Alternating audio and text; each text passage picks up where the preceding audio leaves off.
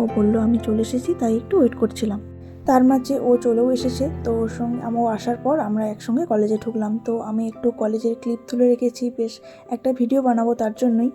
সত্যি বলতে এই কলেজের দিনগুলো ভীষণইভাবে মিস করি। তো তার জন্য আরও বিশেষ করে পুরো ভিডিওটা করার চেষ্টা করেছি, যাতে পরে আবার নয় সবাই আমরা দেখতে পাবো। তো আমরা কলেজের মধ্যে চলে এসেছি। তো কলেজে এসে প্রথমেই স্যারদের সঙ্গে একটু দেখা করলাম, কথা বললাম। তো স্যাররা বললেন যে একটু তোমরা ওয়েট করো, তোমাদের একটু পরে রেজাল্ট সার্টিফিকেট দেওয়া হবে।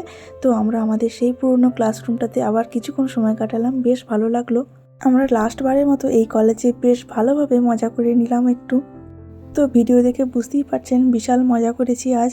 তো লাস্টবারের মতো সকল বন্ধু মিলে একসঙ্গে বেশ জোরদার একটা গল্প আড্ডা জমেছে।